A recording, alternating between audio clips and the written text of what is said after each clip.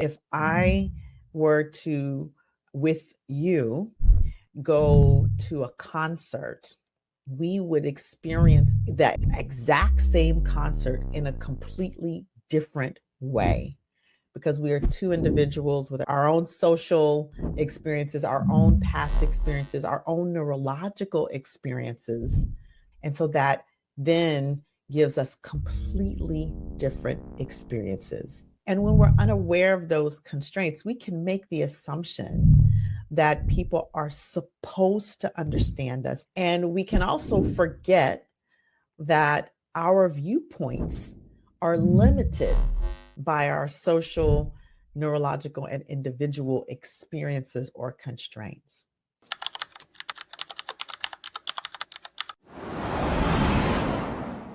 Welcome back, welcome back, welcome back to another episode here. I'm Dr. Maisha. Of course, you know who I am. And I'm excited to talk today about this topic of the three constraints. Now, those of you who follow me on this podcast, who follow me on social media, who listen to me in various contexts and capacities, even those who may have heard me speak on the stage, know that I love to create and talk about the filters that we speak through. And I think it's so important because it's the filters that give our listening, and our listening gives our response. And if we're going to expand our capacity to be flexible in our communication, we need to understand somewhat the mechanism that goes on so that we can interrupt it.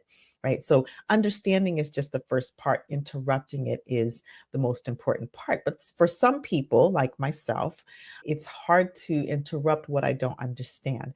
So being able to break down and notice what's happening in the moment, because I kind of understand the mechanism, allows me to interrupt it in the moment and say, oh, that's this thing happening, and then find another pathway.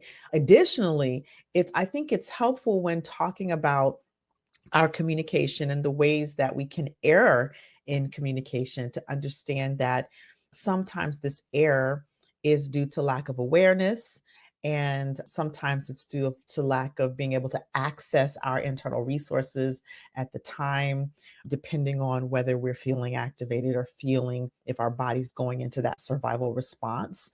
That can happen when our brain is perceiving danger as distinct from discomfort. Okay. In talking about these constraints, I was reading this book that I love to read books on the industry. And this book is called The Structure of Magic in Language. It talks about these three constraints that give our world, the world in which we experience things, the world in which we listen, and from which we respond, right? So we are all these sort of little energy, energy beings, and we come into each other's spaces, and we bump up against each other's energies in one way or another. But we do that with our own tailored experiences. And so the three constraints are the neurological constraints, the social constraints, and the individual constraints. And I'll kind of go through them fairly quickly and give you the description of what they mean or what they are, but also what does that mean for us? Why is that important, right? So, in terms of, let's start with the neurological constraint, right? So, we're talking about our nervous system. In this particular way that I'm talking about it, the context that I'm speaking about it, we have our receptors, our sight, the external receptors, right? Through which we take in information, our sight, sound, taste, smell, and touch. And then, for some, that's that sixth sense or that intuition. But if we talk strictly about the five sense receptors that we take in information, this is our first constraint.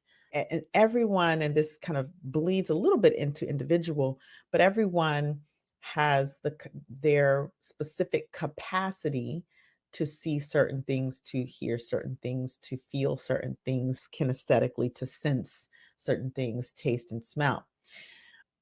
But collectively, as people, there are constraints to our ability to see, hear, smell, taste, and touch.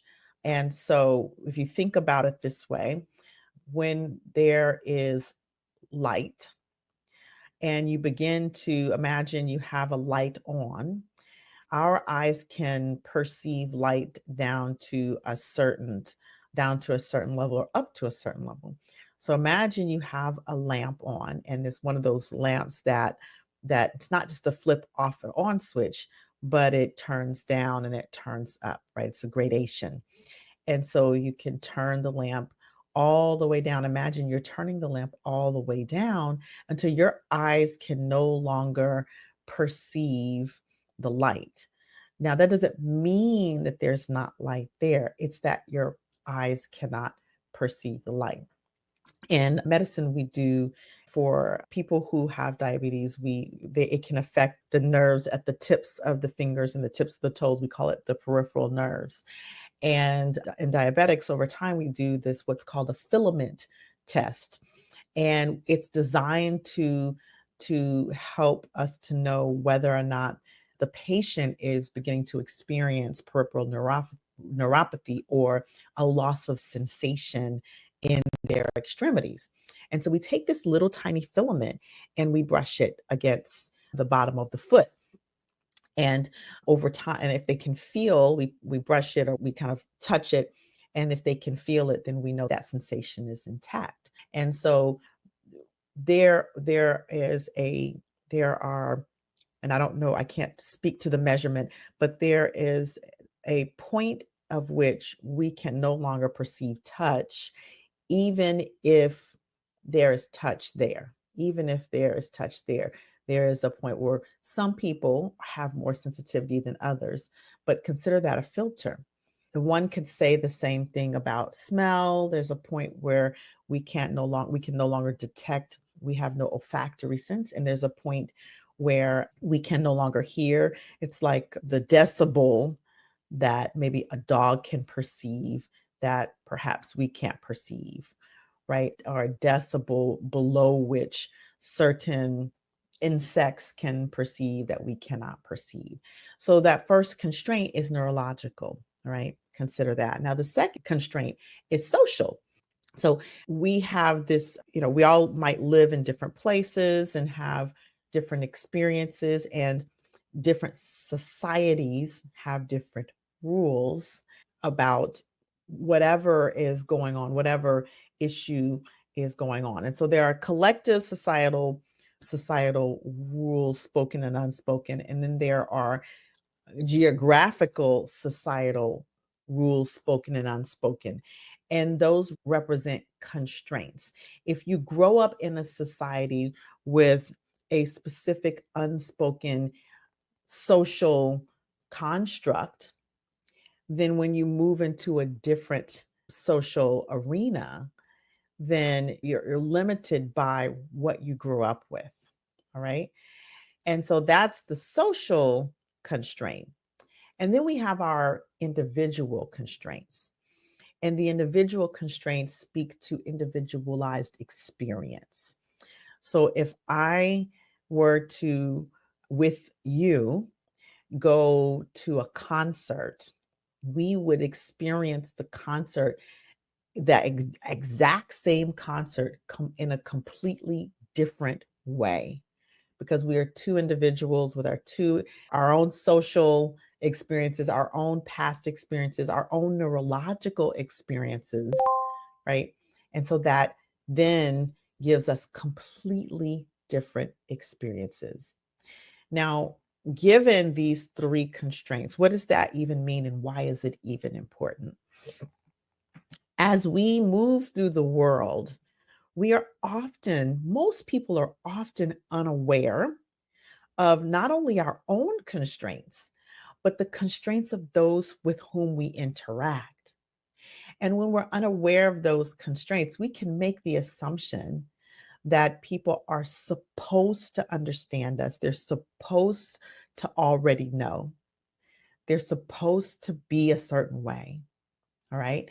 And we can also forget that our viewpoints are limited by our social, neurological, and individual experiences or constraints. And so this is important because when we are speaking with people, and I was going to bring it back to communication and interaction, because I say this all the time. I truly believe that most things, if not everything, I hesitate to say everything 'cause as a physician, we don't do all or none, right? So most things can be worked out, resolved inside of our communication when it's effective and when we observe conscious communication, when we bring in the emotional fluency, emotional intelligence, when we are aware of our own constraints, our own filters, and when we are aware that we are speaking to others with their own filters and constraints. Right. And so when we are able to recognize our filters and when we're able to recognize that others have their constraints, then we can begin to navigate miscommunication, missed communication, misunderstanding, and even conflict. We can manage difficult conversations and even normal conversations when we're speaking with people. We can ask and lean into what their experience is so that we can speak into what their experience is, right? And this is the day-to-day usual experience because we can understand that there will be outliers, there will be exceptions to the rule. But I'm talking about on a day-to-day interacting with people, understanding these constraints allows us to be more compassionate and empathetic with our listening, more compassionate and empathetic with our speaking. And it activates the thought process of, if I'm not understanding, let me clarify what I heard, or let me clarify and confirm that you heard what I said. And when we are able to do that, we're able to keep the dialogue open until we are both on the same page in our communication. Right. And that is the essence of expanding communication flexibility, expanding behavioral flexibility, understanding the constraints. You can navigate those constraints rather than allow them to divide or cause division, cause conflict. So, with this big picture knowledge, I invite you to go through your day today, just noticing where the constraints are showing up in your own communication, in your own listening, in your own speaking, and navigating through those and naming them for yourself, maybe even naming them to others like, oh, I noticed that my brain is working this way. Right? Naming them and noticing how that impacts your communication. And this is the work that I do.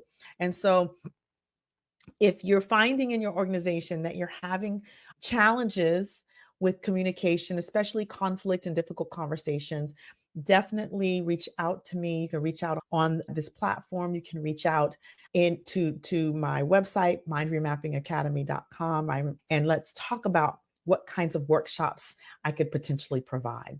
If you're unsure, like, am I doing this right? Like, where am I? On the website, there is an opportunity for you to take a communication assessment. All right. It's trauma informed communication assessment. It's free. You go to the website, mindremappingacademy.com, and you take this assessment. It'll give you a score to let you know like where you are. Is your communication harmful? Is it okay, but could use some improvement? Or are you on the right track? And even if you're on the right track, there's always room to go from good to great, go from great to transformational. So I invite you to invite me into that conversation. If you know that there's some room for improvement in the communication interaction with your people. All right. So share this episode, share this with a friend, a colleague, a family member, and remember to go ahead and hit the subscribe button and so that you get notified for new podcasts. I definitely look forward to hearing back from you once you've taken this into the workplace, into your family environments and community environments. But until that time, you all have a great week and stay empowered.